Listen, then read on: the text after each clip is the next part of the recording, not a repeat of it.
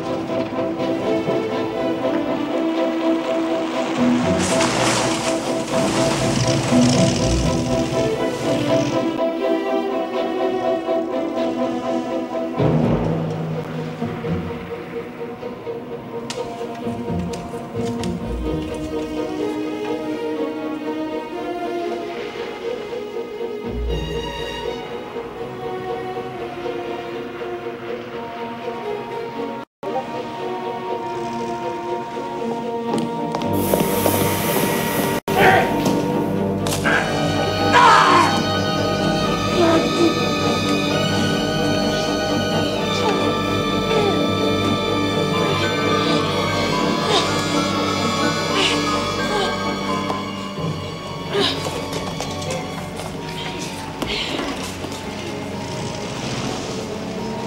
don't think I'll ever understand you. I cook your meals, I tend to you practically 24 hours a day, and you continue to fight me.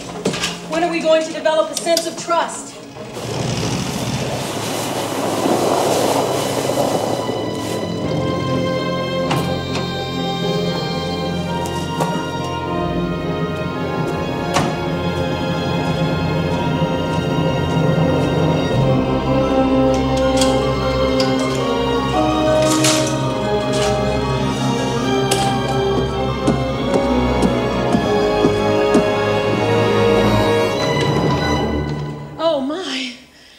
Sorry, I didn't mean to startle you, but you didn't give me a chance to knock. I guess you can tell from my reaction I'm not all that used to visitors out here. What can I do for you? Well, I was wondering, do you happen to know anything about Paul Sheldon? What do you want to know? Well, anything you could tell me might help. Well, he was born in Worcester, Massachusetts, 45 years ago. The only child of Franklin and Helene Sheldon. Mediocre student, majored in history. Well, that isn't exactly the kind of information I'm after. You see, he's been missing for quite some time now, and I know, it's so upsetting. I'm his #1 fan. I've got all his books, every sentence he ever put down. I'm so proud of my Paul Sheldon collection. Well, here I am, prattling on, and my manners have just flown away. I haven't invited you in. Please. Thank you. Of course, you must know all about that horrible accident.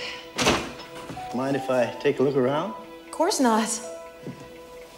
That accident almost killed me, too. I prayed when I heard the news. I got down on my knees and I begged for it not to be true. You're gonna laugh at what I'm about to say, but go ahead. I don't care. When I was praying, God told me to get ready. Get ready for what? To be his replacement. He gave so much pleasure to so many people. There's a shortage of pleasure on the planet these days, in case you hadn't noticed. God told me, since I was his #1 fan, that I should make up news stories as if I was Paul Sheldon. So I went to town and I bought a typewriter and paper to type on, the same kind Paul Sheldon used. And I turned the guest bedroom into a writing studio. Would you like to see it? Sure. It's right this way.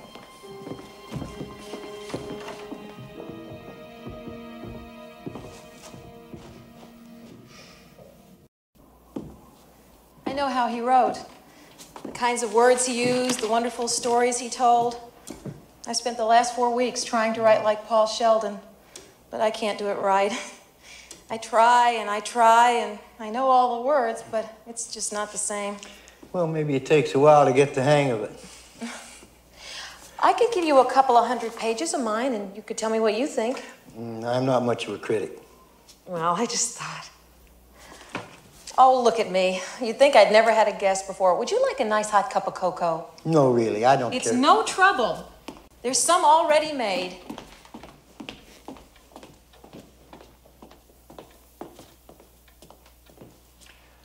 Must get lonely living out here all by yourself. Well, I always say if you can't enjoy your own company, you're not fit company for anyone else. Well, you've got a point there.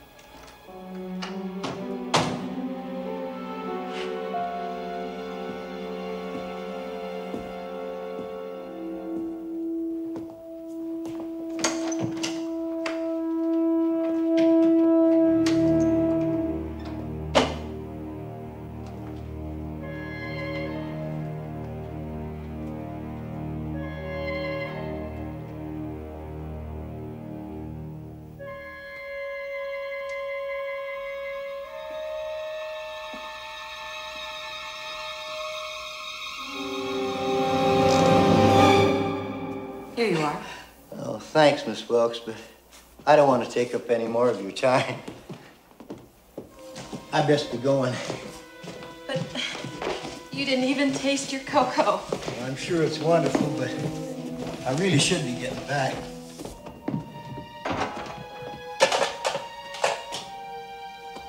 Well, if you wouldn't mind, perhaps I could pay you another visit sometime. I'd be delighted now that you know the way.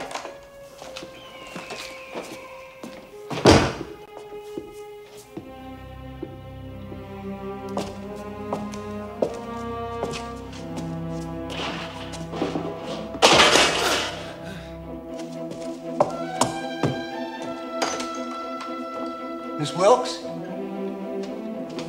Miss Wilkes, are you all right? Here! I'm down here! Down here! Mr. Sheldon?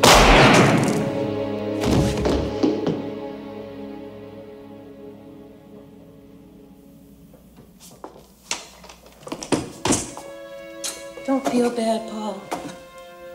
It was bound to happen sooner or later. It's a sign. You see, I've known for some time why I was chosen to save you. You and I were meant to be together forever. But now our time in this world must end. But don't worry, Paul. I've prepared for what must be done. I put 2 bullets in my gun. One for you and one for me.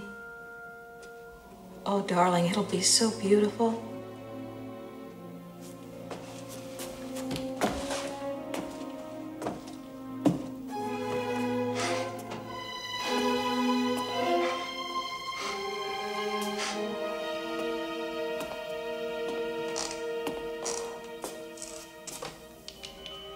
Now, don't be afraid. I love you. I love you too. And you're right. We are meant to be together. And I know we must die. But it must be so that misery can live. We have the power to give misery eternal life. We must finish the book. But the time is now. Soon others will come.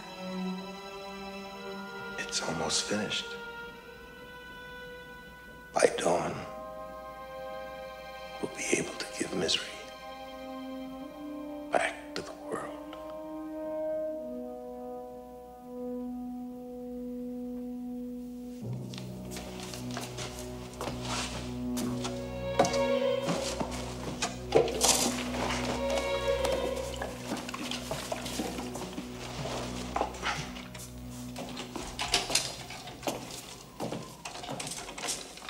I'll fix you something to eat.